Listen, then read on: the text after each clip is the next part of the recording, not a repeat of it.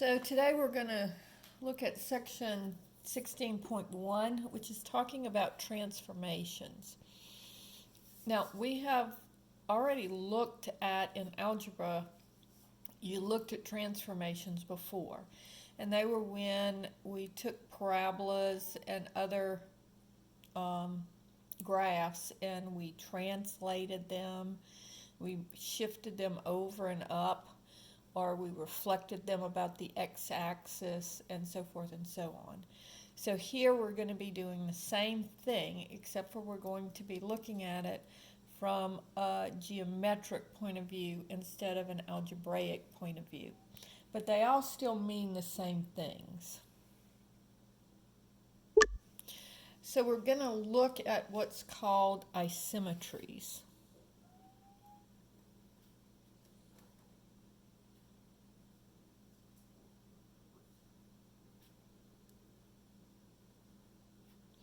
And that means iso means same, and metry means measure. So in other words, we're looking at rigid motion. And so it's not going to change what we're looking at. It's just going to move it around, flip it around, and do things like that. Now, the first thing that we're going to talk about is translation.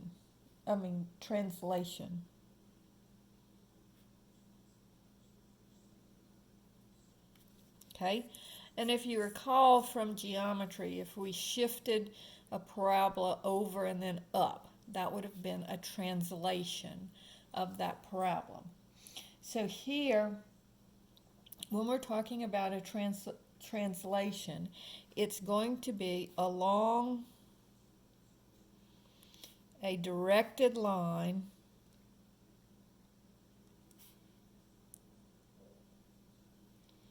A to B.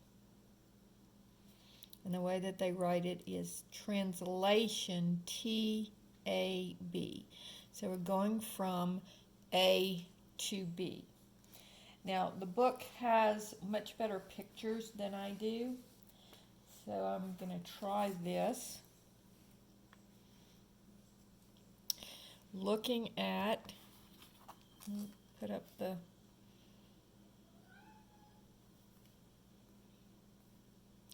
looking at the pictures in the book, notice here, this is called,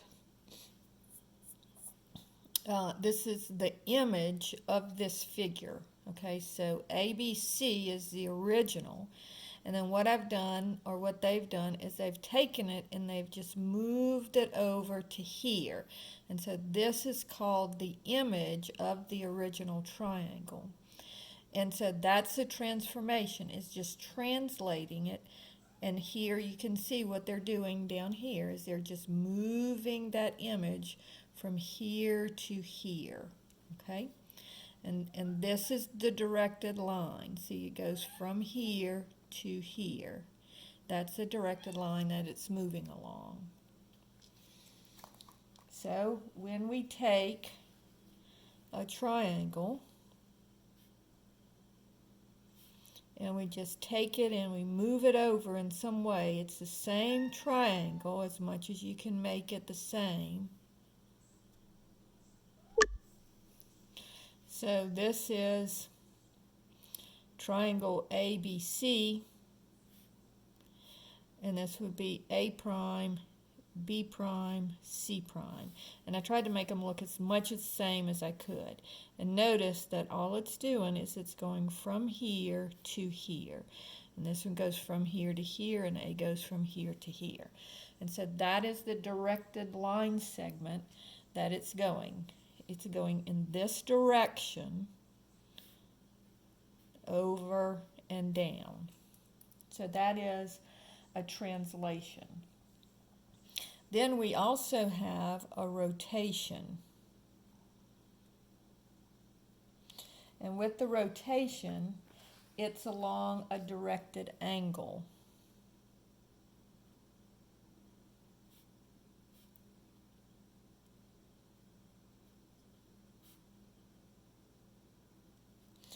And when we're talking about a directed angle, angles that go in the counterclockwise position are considered positive, and angles that go in the clockwise position are considered to be negative.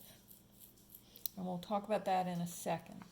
But when we're talking about a rotation, it's always going to be about a point,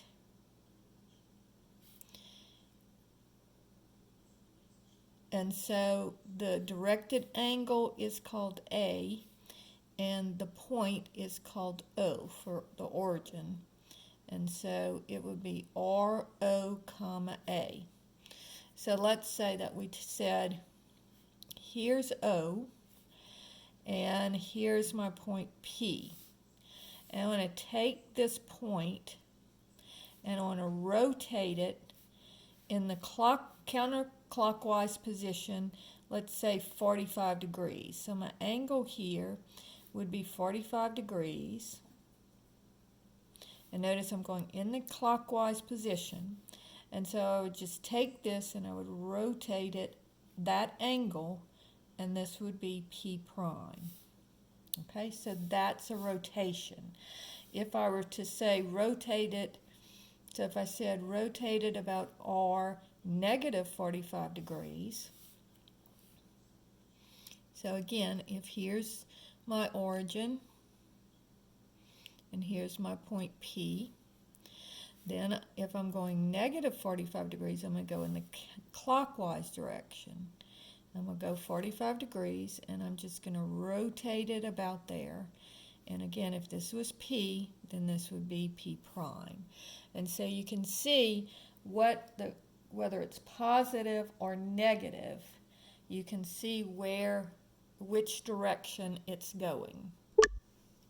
So again, the book has a much better picture because they're going to talk about flipping these triangles and other things about a point and rotating them. And so here, notice what's happened is this triangle has gotten flipped around. And down here, they're kind of showing you how it's flipped about this point P right here. And it's just being rotated. So this whole thing is going over and upside down because it's being rotated about the point P. So that's how rotations will work. So now let's talk a little bit about directed angles and how they're going to show directed angles.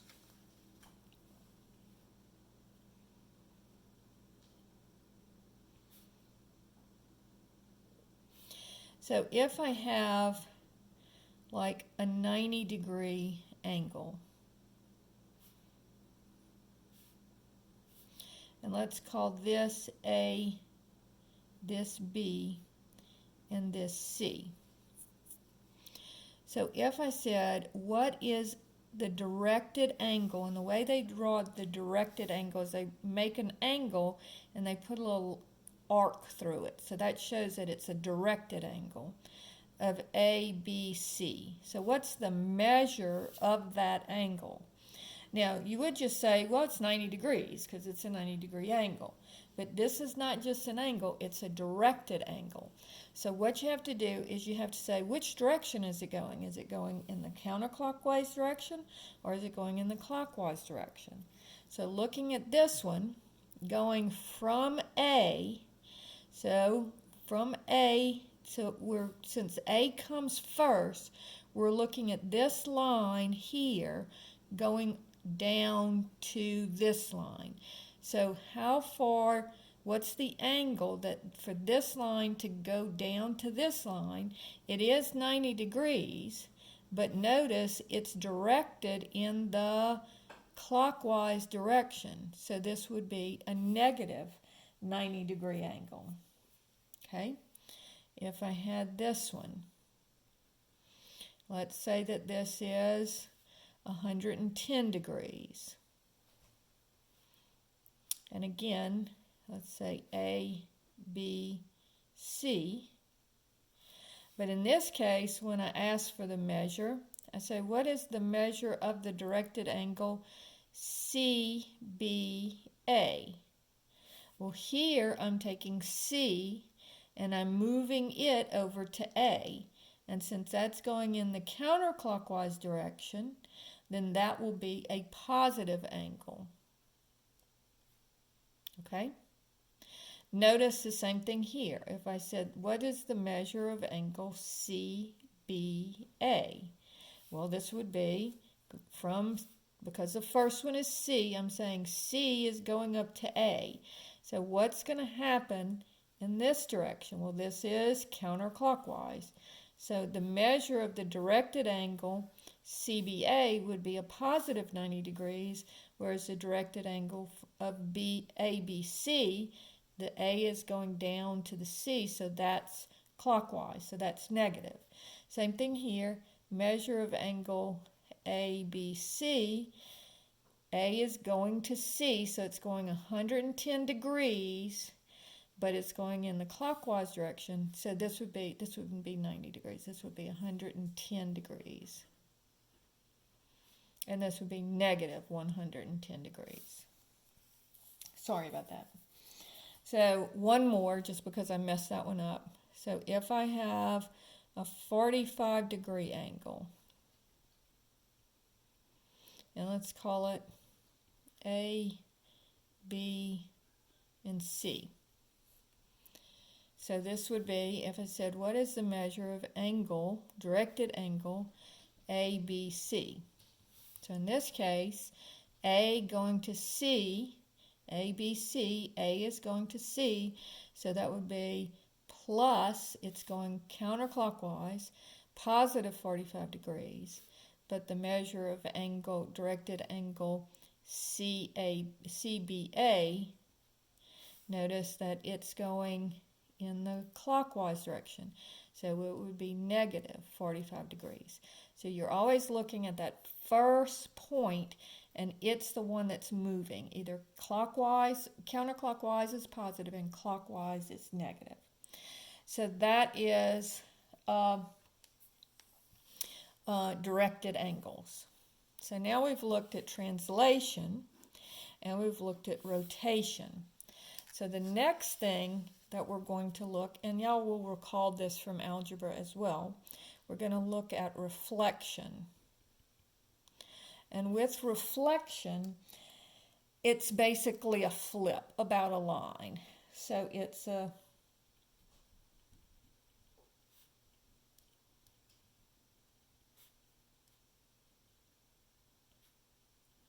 and will be the line L.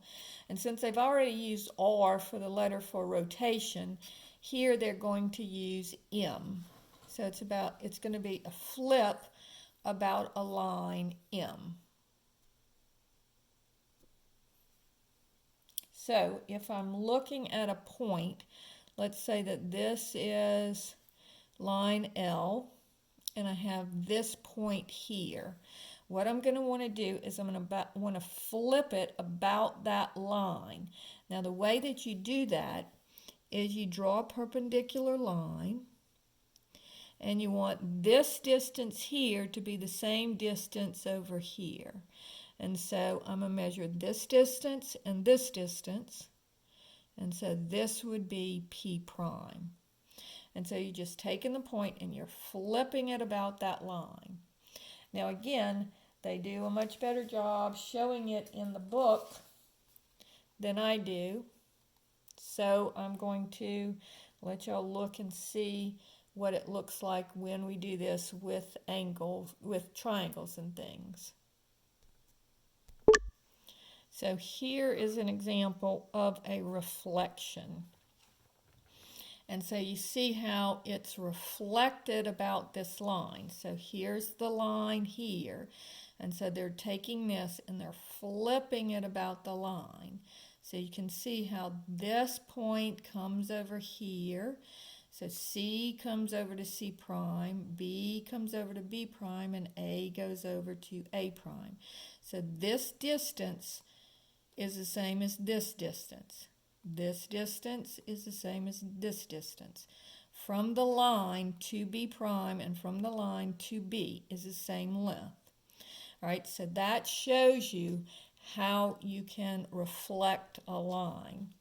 I also forgot to mention something here is the initial and terminal side of an angle. So if I have a directed angle, and let's say that this is a 60-degree angle, and we'll call this A, B, and C. Then if I write it as directed angle ABC, this side is called the initial side of the angle, and this side over here would be called the terminal side of the angle. Because I wrote the A first, it's the start, so it's initial, and then the C is the last thing, so it's the terminal. All right, because terminal means that it's the end. Okay, so that's the initial and terminal side of an angle. And then here, going back to here, this is reflection about this line L. So now we have something, this is page 1. So now we're going to have something that's called a glide reflection.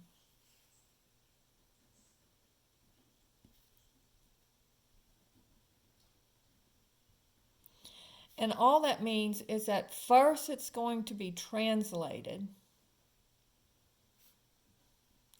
and then reflected.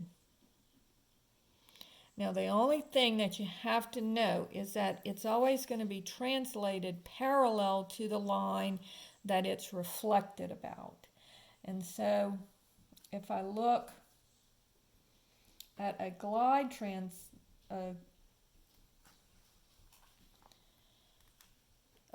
reflection, okay, so notice that this one is reflected, but it's also moved up first. So see how they did is they moved it, since this is a vertical line that they're reflecting it about, they moved it up vertically until it lined up here, and then they flipped it over. So it's a glide and then a reflection, a translation and then a reflection. So that's what a glide reflection is. And the way that they show this is, well, they actually don't have a symbol for that. All right. And then the last thing that they have is a size transformation.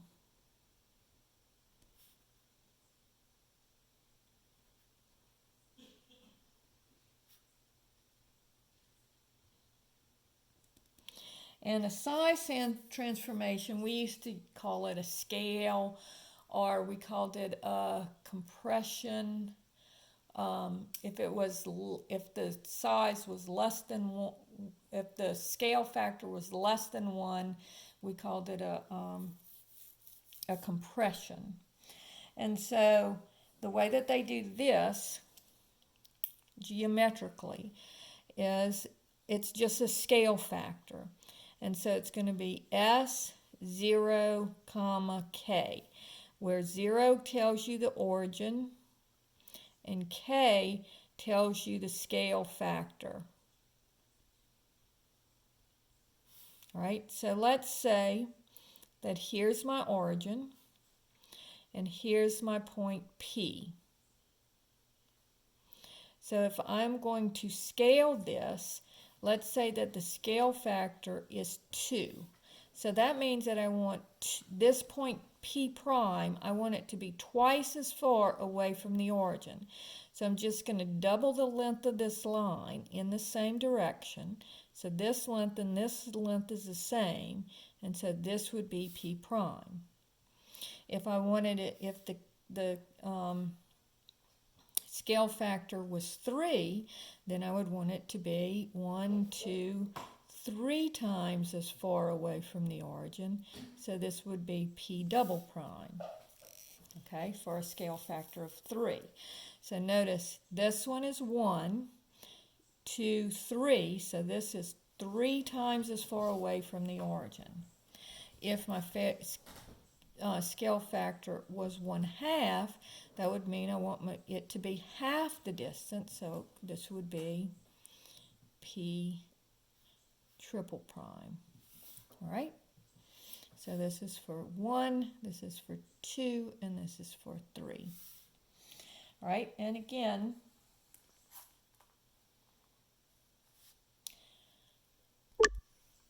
so looking at the scaling, notice on this one, this is the original, the clear one is the original size, and they're doubling it in size. And so B is going to be twice as far away from the origin, okay? And then A is going to be twice as far, A prime will be twice as far from the origin as A, and C prime will be twice as far from the origin as C. So that's a doubling factor. And then if we look at this one here, this one, triangle ABC, the clear one is the original triangle again. And here, notice they're taking it and they're scaling it by 1/2.